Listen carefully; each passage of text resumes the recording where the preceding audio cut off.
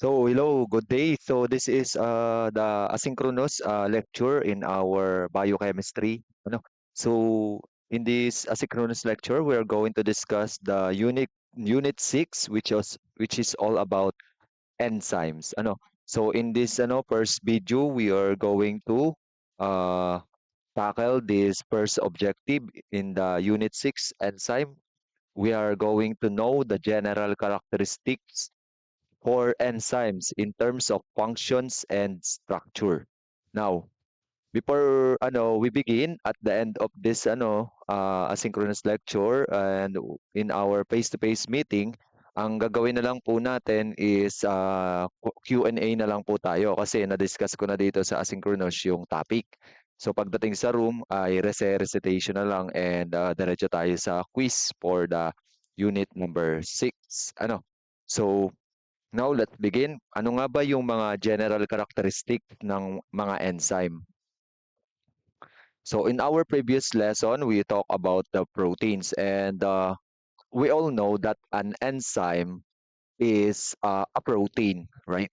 So, an enzyme is a type of what we call catalytic protein. So, it means ito po ay nagkakatalis or kinakatalyze niya po yung mga biological reactions na nangyayari sa ating body.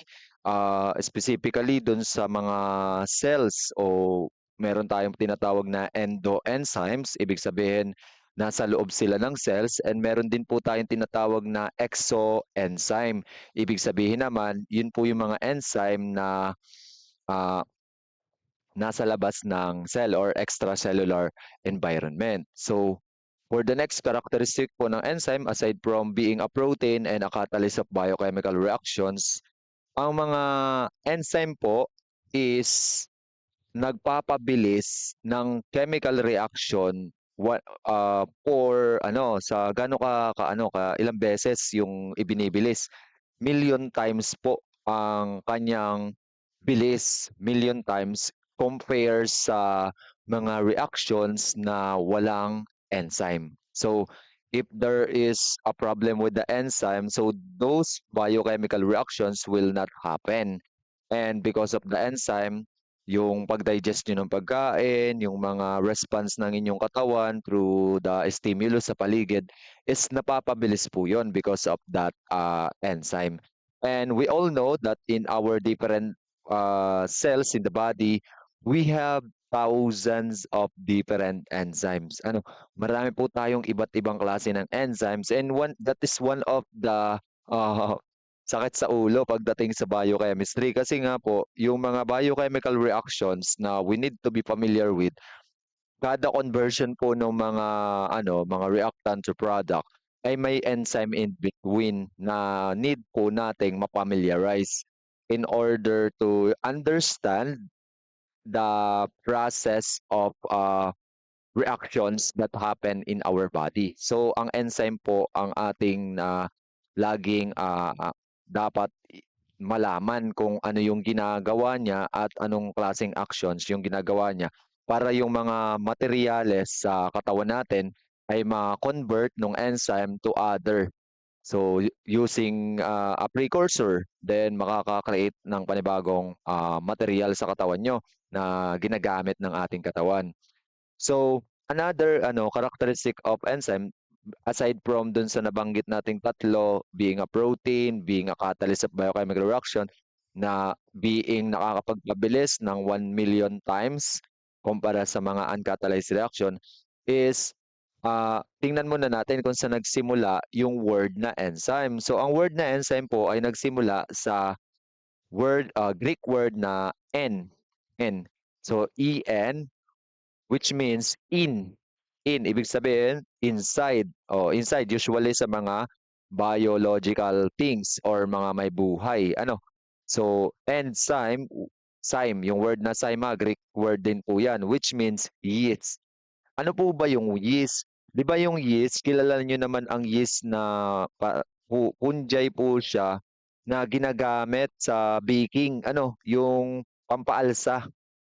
So, originally po kasi na-discover ang enzyme through the action of yeast. Kasi po ang yeast, noong mga unang-una panahon pa, ay ginagamit sa pag produce ng alcohol. So through fermentation, pine-ferment po ng mga tao dati ang sugar, which is a precursor, then ang nagiging produkto niya alcohol. And also through the action of yeast din, hindi lang alcohol yung napoproduce na product. Nakakapag-catalyze din siya for the production of acid, like yung paggawa ng vinegar. So not only that's not yeast na yung gamit doon. I think a type of bacteria na na ganun din, na may enzyme din ginagamit para ma-convert siya into acid.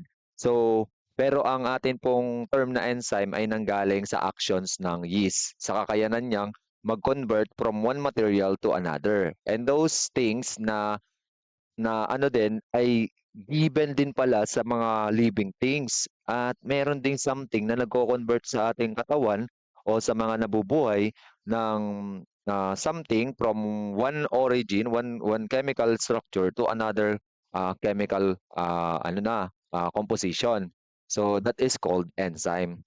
And then also ang mga enzyme po, they are mostly are globular protein. Pag sinabi pong globular protein from our previous discussion, their shape is globules or bilog. Then usually po kasi mga globular proteins, they are floating in the serum dun sa ating blood, sa mga fluids, dun po sila naandun, yung mga globular, and mas complex po yung kanilang structures. And also, ang mga enzyme ay conjugated protein din po. Pag sinabing conjugated protein, ito po yung mga protein na merong attachment ng other chemical components. Example po, dun sa ating previous discussion, yung mga glycoprotein. Di ba, may glyco means carbohydrates naka-attach sa protein. Pero that's not an enzyme. Pero yung enzyme po na mga example natin na globular or conjugated protein ay amylase, which is an enzyme that can be found on your saliva to for the initial digestion of carbohydrates. That's amylase. Then also the pepsin that I already discussed to you on our previous topic on protein, dun sa digestion of protein. Then also, yung iba sa mga enzyme, they are simple proteins. Ibig sabihin, walang ibang component na naka-attach dun sa kanilang structure. Only a sequence of amino acid lang pa. Pag solid po na protein, ang tawag po dun ay simple protein. Ibig sabihin, mga amino acids lang, walang nakalagay na ibang component na hindi protein. So, ang mga example po natin is pepsin, again, is simple protein lang po kasi ang pepsin. Kaya lang po nalagay dito sa unang example ang pepsin, is it because ang pepsin ay isang globular protein. Pero ang conjugated protein po natin dito is itong amylase. Then, dito naman po sa ating list, ito po ay familiar na kayo dito kasi nabanggit ko na to doon sa digestion of protein, yung pepsin, chymotrypsin, and also we have urase for the from the word urea. Then we have lysozyme, a hydrolytic enzyme that can be found inside the cell organelle called lysosome. And few enzyme are not or non-protein. Tandaan nyo rin guys itong concept na ito.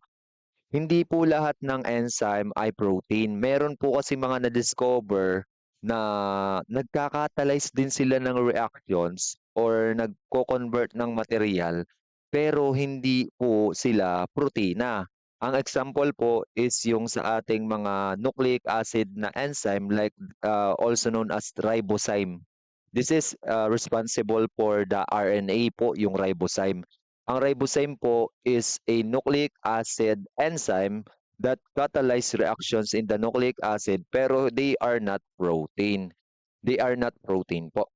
So, next po, ito po yung mga example ng ribozyme na makikita natin sa nucleic acids natin.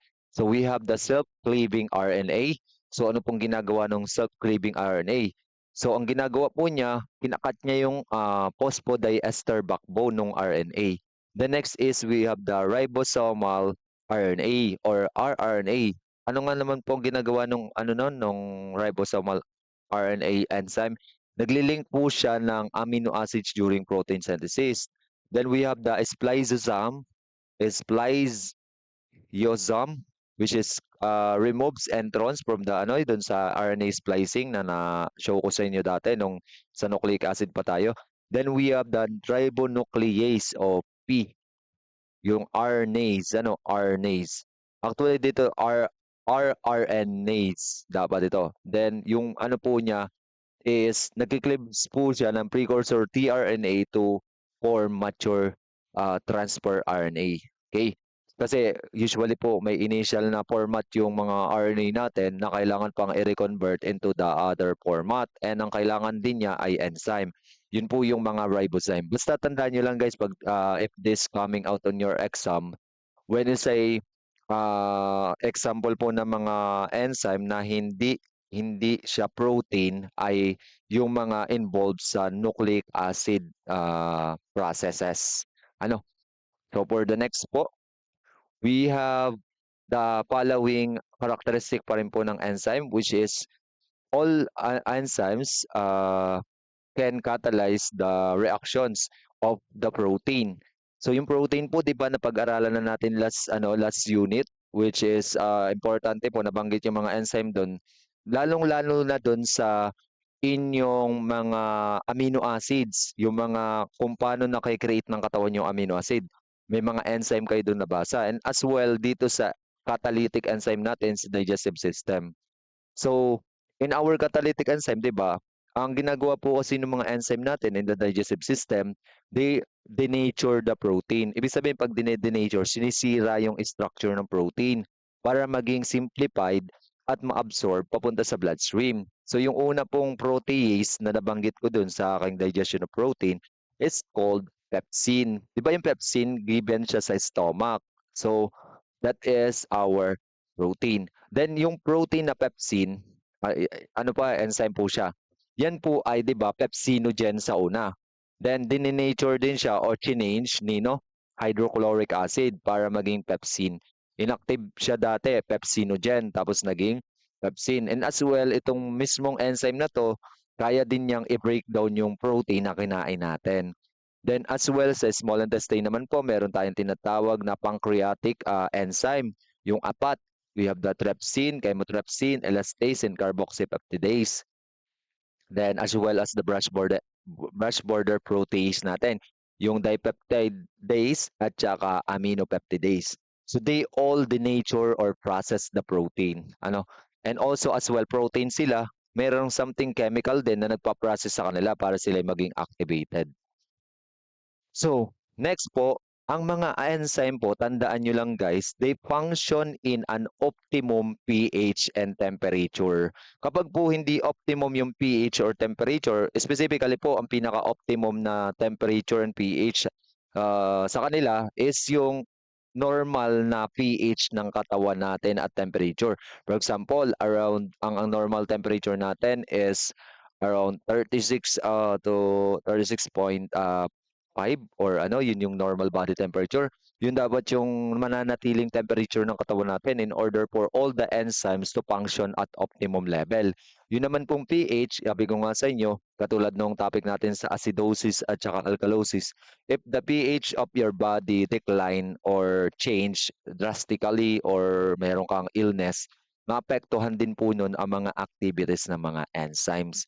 Then for example po, kapag may mataas na fever, usually greater than 106 degree Fahrenheit or more than 37 degrees Celsius na yung temperature mo, may tendency po na yung mga enzyme, since sila ay protein, sabi ko nga sa inyo, one of the chemical agent for denaturing protein is heat or temperature.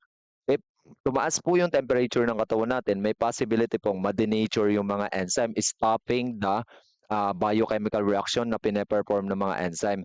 And ang pinaka-delicate na part ng katawan nyo na possible na wag ka sanang mag-convulsion, wag sanang tumaas yung temperature ng pasyente, is yung brain. Kasi po, mabilis maluto yung mga tissue ng brain, and as well as yung mga enzyme na nandun sa ating brain. Hindi lang sa brain, pati buong katawan niyo, yung mga enzyme affected yan kapag wala sa optimum temperature yung katawan natin. Then as well, yung pH po, for example, kapag acidosis, may mga enzyme po na nadi-deactivate yung function nila na normal, kaya hindi na po produce yung dapat ma-produce sa katawan nyo para mag-normal ang inyong function ng body. Kaya 'di ba pag may acidosis, maraming symptoms na nararamdaman yung pasyente. Is it because yung mga enzyme na dapat nagpo-produce nung used to be na produkto para sa katawan ay hindi sila gumagana kapag hindi optimum yung pH ng katawan.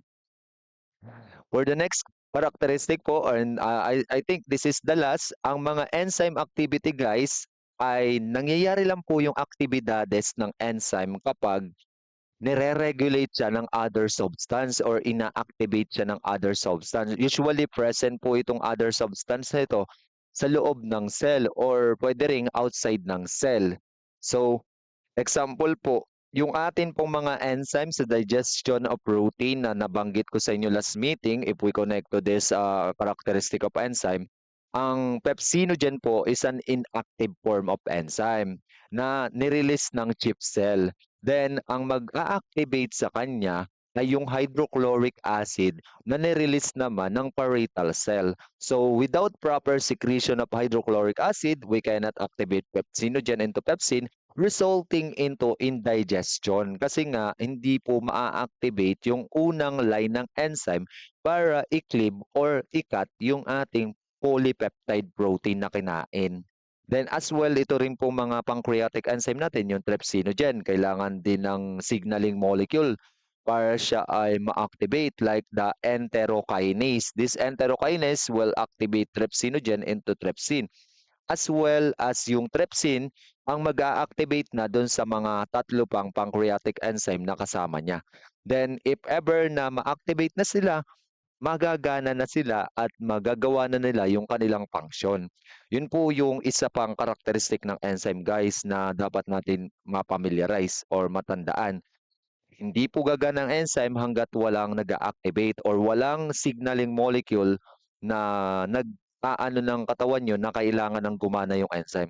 Kaya ang chemistry ng ating katawan ay regulated, napapanatili ng maayos kasi gumagana lang pong enzyme kapag merong something na kailangan ng kanyang function. Hindi siya yung basta na lang siyang catalyze ng reaction tapos, sobra-sobra na pala yung product na pino-produce niya sa katawan, hindi na maganda sa katawan. So, tumitigil na po yung enzyme once na na-meet na yung requirement o kailangan ng inyong katawan. Ganun po ka-ano talaga, ka-amazing ang biological catalyst natin. Unlike po dun sa mga catalyst na nasa laboratory na pampabilis ng reactions, yun po kasi ay hindi po siya tumitigil sa pag-catalyze ng reactions hangga't meron siyang substrate. Unlike po sa enzyme ng katawan natin, kahit po hindi ano yung lahat ng substrate, basta na-meet na yung para sa homeostasis lang ng katawan natin, natigil na po sa pag-create ng product yung enzyme. Pwera na lang po kapag may problem yung enzyme mo, kapag mayroong certain illness yung katawan ng pasyente. Kaya doon na po pumapasok yung role ng pharma, yung mga gamot na inhibitor para ma-inhibit yung enzyme, guys. Okay?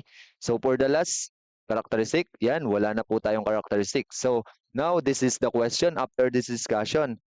Could you state all the general characteristic of an enzyme? If you are going, if kaya nyo na ma-state ngayon na nasa bahay ka, isabihin mo diyan sa sarili mo, sulat mo sa papel, yes, makakasagot ka na siguro sa recitation bukas. Ano? So that's all for this first part ng ating lecture sa Unit 6 which is all about enzyme. That's all and God bless you all. Class.